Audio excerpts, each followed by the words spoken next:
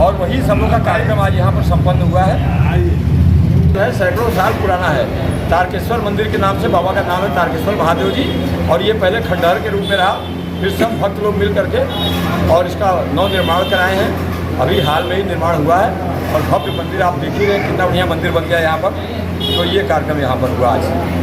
कार्यक्रम सावन के उपलक्ष्य में रखा गया है। बाबा भोलेनाथ का सावन का महीना बहुत प्रिय है, इसलिए सावन के उपलक्ष्य में कीर्तन रखा गया था।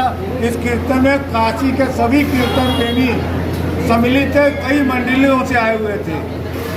और ये अरुण जी द्वारा, अरुण जी के परिवार द्वारा ये पूरा भंडारे का आयोजन किया गया है। आयोजन भंडारे का ऊपर है, इसमें कोई लिमिट नहीं है। अनगिनत लोगों को भंडारे में प्रसाद पाना है। बाबा की कृपा से प्रसाद चलता रहेगा। एक बार नारा लगा दीजिए।